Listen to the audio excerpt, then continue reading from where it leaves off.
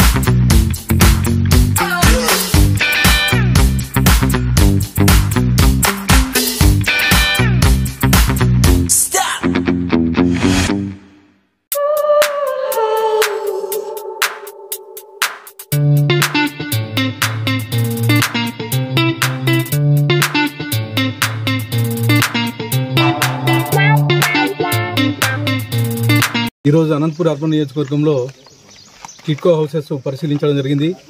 మా ముఖ్యమంత్రి వారి ఆదేశాల మేరకు ఇక్కడికి వచ్చి టిడ్కో హౌసెస్ ప్రోగ్రెస్ చూడడం జరిగింది.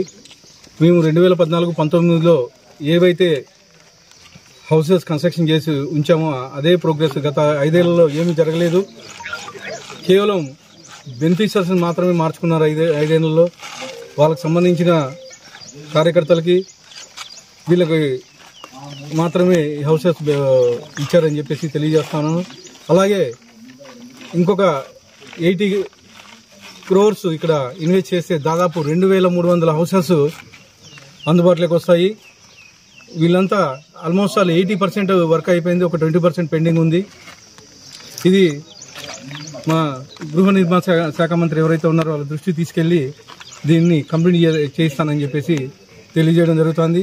అలాగే ఎవరైతే నిజమైన లబ్ధిదారులు ఉన్నారో ఈ హౌసెస్కి వాళ్ళకి ఖచ్చితంగా న్యాయం జరుగుతుందని చెప్పేసి తెలియజేస్తాం.